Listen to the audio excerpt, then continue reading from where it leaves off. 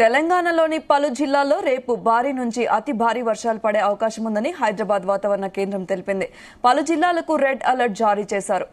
ఒడిశా, ఉత్తరాంధ్ర తీరంలోని వాయువ్య బంగాళాఖాతంలో చిలికా సరస్సు వద్ద వాయుగుండం కేంద్రీకృతమై ఉంది.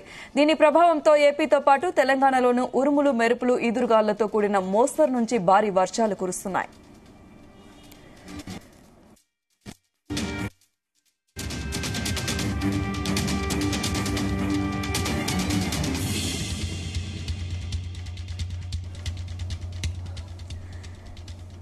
ఇక తెలంగాణ భారీ వర్షాల గురించి మరిన్ని అప్డేట్స్ మా ప్రతినిధి తిరుపతి అందిస్తారు. తిరుపతి.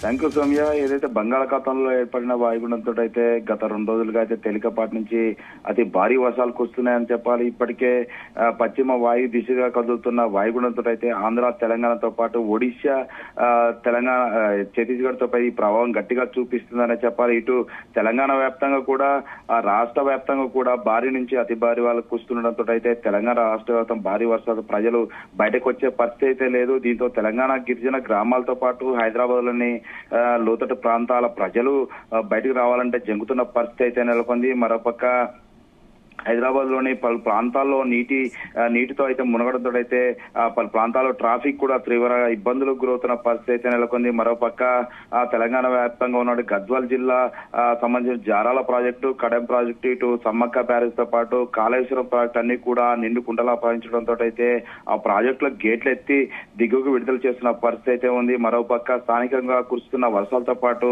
ఎగువ కురుస్తున్న వర్షాలతో అయితే భద్రాచలం వద్ద గోదావరి ప్రవాహం అయితే పెరుగుతూ వస్తుంది. ఇప్పటికే ఛత్తీస్గఢ్, మహారాష్ట్రలో కురిసిన భారీ వర్షాల కారణంగా అయితే గోదావరి ప్రవాహం అయితే 36 అడుగులు దాటి ప్రవహిస్తున్న పరిస్థితి నెలకొంది. ఇది వరద ప్రవాహం కొనసాగితే మాత్రం రేపు ఉదయం అంటే 8-9 గంటల వరకు అయితే 43 అడుగులు దాటి ప్రవహించి 1వ ప్రమాద హెచ్చరికను దాటి ప్రవహించే అవకాశం కనపడుతుంది.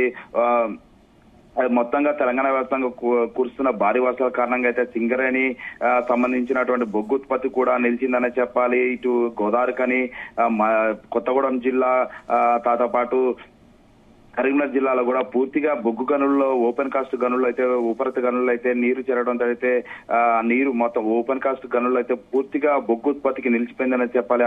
ఏదైతే అందులో ఏదైతే ఓపెన్ కాస్ట్ లో చేరినటువంటి వాటర్ ను కూడా బయటికి తీసే అయితే బాహుబలి మోటార్ల సహాయంతో అయితే ఆ నీటిని ఎత్తిపోసే ప్రయత్నం అయితే అధికారులు చేస్తున్న పరిస్థితి. తెలంగాణ వ్యాప్తంగా ఉన్నటువంటి ఏజెన్సీ గ్రామాల్లో కూడా రాకపోకలు నిలిచిపోయే పరిస్థితి అయితే ఉంటుంది. వాగులు, వంకలు పొంగిపోవడంతో అయితే పలు గ్రామాల కూడా రాకపోకలు నిలిచిపోయిన పరిస్థితి నెలకొంది. ఇప్పటికే వాతావరణ శాఖ మరో 2 రోజులు కూడా మరో 2-3 రోజులు కూడా భారీ వర్షాల నుంచి అతి భారీ వర్షాలు కురుస్తాయని తెలుపుతుంది. మరోపక్క 2 రోజుల పాటు ఇదే వర్షం కొనసాగుతూ మాత్రం తెలంగాణ వ్యాప్తంగా ఉన్న ఏజెన్సీ గ్రామాలన్నీ కూడా నీట మునిగే పరిస్థితి కనపడుతుంది. ఇప్పటికే జిల్లాలో ఉన్నటువంటి అన్ని కలెక్టర్లు కూడా అలర్ట్ చేసిన పరిస్థితి కనపడుతుంది. ముప్పు ప్రాంత ప్రజలను కూడా అప్రమత్తం చేసి సురక్షిత ప్రాంతాలకు తరలించే విధంగా కూడా ప్రణాళిక సిద్ధం చేస్తున్న పరిస్థితి కనపడుతుంది. మరోపక్క భద్రాచలం వద్ద గోదావరి ప్రవాహ ప్రాంతాలను కూడా జిల్లా కలెక్టర్ జితీష్ వి పాటిల్ కూడా అప్రమత్తం చేస్తున్న పరిస్థితి ఉంది. గోదావరి ప్రవాహం పెరిగితే మాత్రం ముప్పు ప్రాంత ప్రజలను కూడా సురక్షిత ప్రాంతాల్లో